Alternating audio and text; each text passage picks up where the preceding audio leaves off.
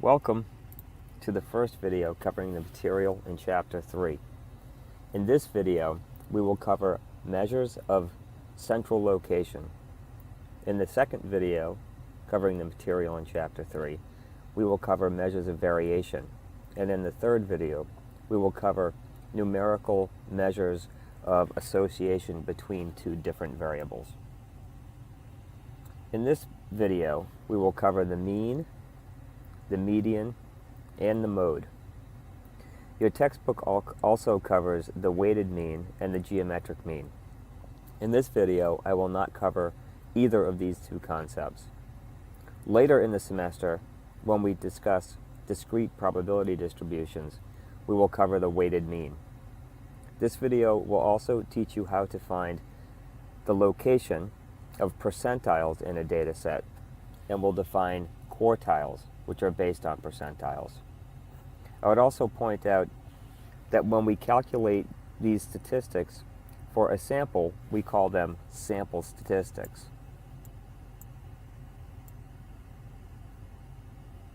Oftentimes, we collect a sample in order to estimate or learn something about population parameters.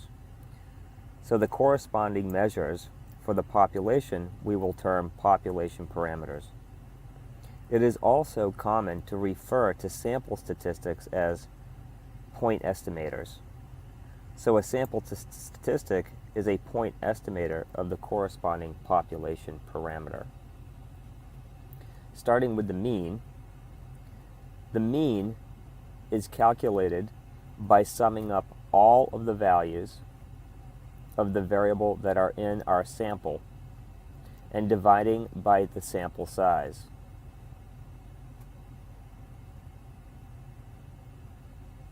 We denote the sample mean with a lowercase x and with a bar over it. If we were talking about the sample mean of a variable such as y, it would be noted with a lowercase y with a bar over it. The sample mean has a corresponding population parameter, which is the population mean. We denote the population mean with the Greek letter mu. It's calculated in a very similar way. We add up all of the values of the variable, but this time across the entire population. We divide that by the size of the population, which you know we denote with a capital N rather than a lowercase n.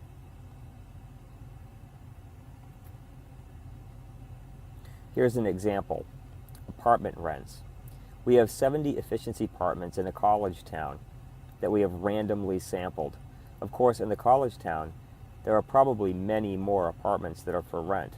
But rather than try to collect data on the entire population, we randomly select a sample of size 70. We're going to calculate the sample mean and use it as a point estimator of the true population average monthly rent for these apartments.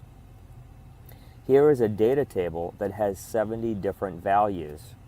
We want to calculate the mean or the center of this data set.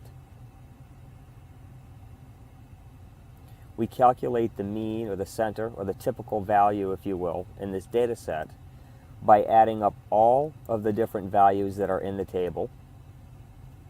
For example, 545 plus 715 plus 530, etc., all the way until we get to the end of the table and add in the last value of 540. And when we do so, we get a sum of all the values, which is 41,356. We divide this figure by the sample size, lowercase n, which we know to be equal to 70. The mean is 590.8. That's a measure of the center of the data, or a typical value for apartment rents in this college town.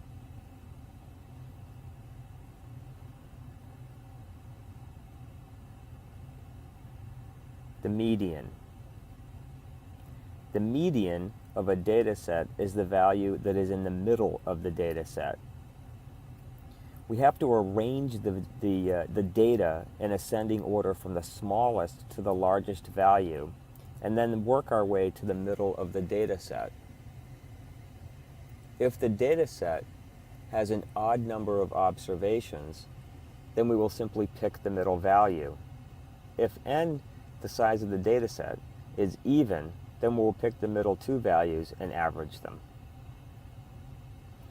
Whenever the data has extreme values, the median is often preferred to the mean as a measure of the central location of the data.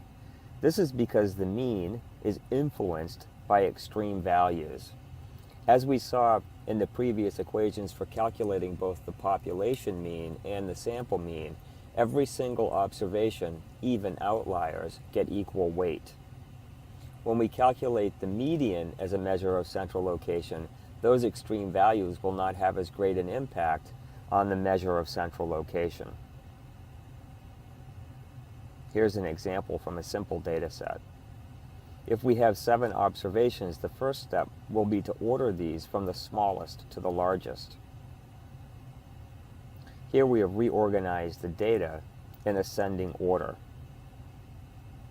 Since we have 7 observations, an odd number of observations, we will simply pick the value that is in the middle of the data set. That clearly is equal to 19. So the median value is equal to 19 in this case. Here's an example that's almost as simple as the previous example, but here we have an even number of observations, 8 observations. Again, the first step is to order the variables from the smallest value to the largest value. Now when we look for the middle value, we will find 2 values in the middle, the value of 19 and the value of 26. In order to calculate the median, we simply average these 2 middle values together. The average of 19 and 26 gives us the answer of 22.5. For our apartment rents, the problem is a little bit more difficult. Fortunately, you can see from this slide that the data has already been sorted in ascending order.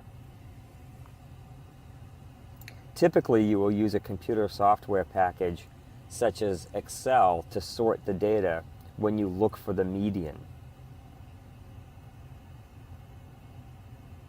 The location of the median will be in the middle of the data set, which is pretty easy to find in a data table as small as this one. Soon I'll show you a formula for finding the location of the median and other values within a data set. But it's pretty clear from looking at the data set that we have that these are the 2 middle cells in the table. Both middle cells have a value of 575. Note that we have 70 different apartment rents, so we have an even number of observations, so it's required that we pick the middle 2 values and average them together. The average here is quite simple, since both of these middle values take on the same value of 575. So the median is 575.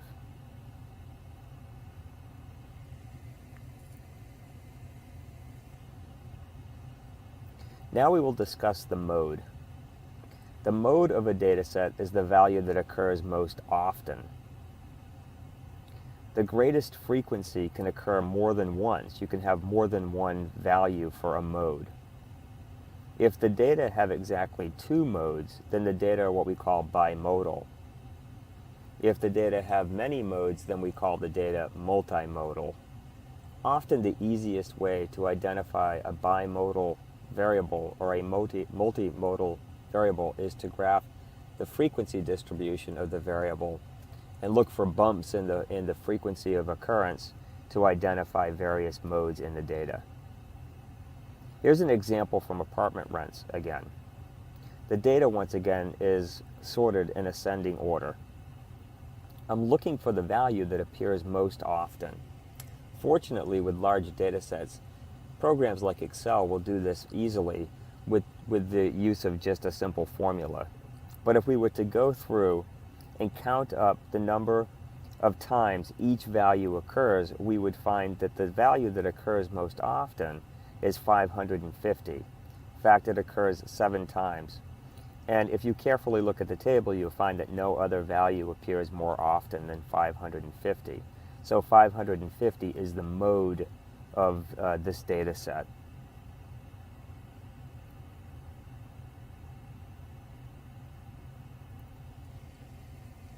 Percentiles.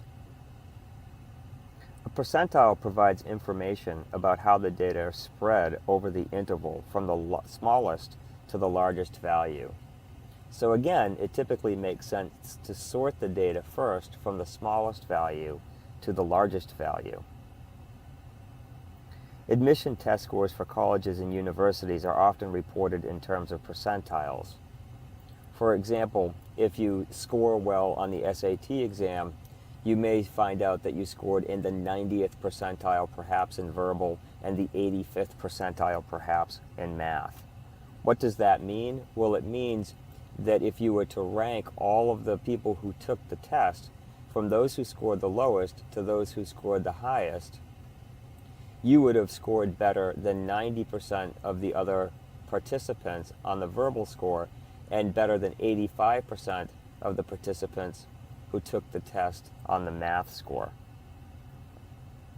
The pth percentile of a data set is the value then for which at least p% of the items take on a value less than that pth percentile, and 100 minus p% of the items in the data set take on that value or more. So again, the steps are to arrange the data in ascending order, and then compute the location of the pth percentile using this formula. For example, if we wanted to calculate the 50th percentile, we would set p equal to 50. We translate that p equal to 50 into a decimal by dividing by 100, and then we simply multiply it by the number of observations in the data set plus 1 to find the location of the 50th percentile. Note that this formula provides the location of the data, not the value of the data itself. We add 1 to n because it's assumed that we start indexing the values in our data set at a value of 1. If we were to start to index our values in the data set at 0, as is done in some computer programming packages, we would eliminate the 1 and we would calculate p divided by 100 multiplied by n. Go to a data set and look up and calculate then the value of the data that's in position LP. So once again, this formula gives you the position, not the value. Once you know where to find the value, you still have to go and look it up. Here's an example. Let's calculate the 80th percentile in our apartment rent data. Again, the data is already sorted for us in ascending order. The first thing we have to do is calculate the location of the 80th percentile. So we take 80, because we have the 80th percentile, and we plug that into the formula for p, and we divide it by 100 in order to express it as a decimal. We know that there are 70 observations in our data set, so we multiply 0.8 times 71, n plus 1, and the answer that we get is 56.8. So where do we need to go in the data set to look for the 80th percentile? Well, we need to go to the 56.8th observation. The 56th plus the 0.8 then means that we're going to go to the 56th value, we're going to take that value, and then we're going to add 0.8 times the difference between the 57th and the 56th values. In other words, we're going to go all the way to the 56th value, and then 80% of the way between the 56th value and the 57th value. So looking in the data set, what we find is that observation 56 is equal to 635. So in calculating the 80th percentile, we're going to start with 635. Then we're going to add 80% because of the 0.8 here in the answer. We're going to add 0.8 of the difference between the value of 635, which is in the 56th position, and the value of 649, which is in the 57th position. Here's the calculation.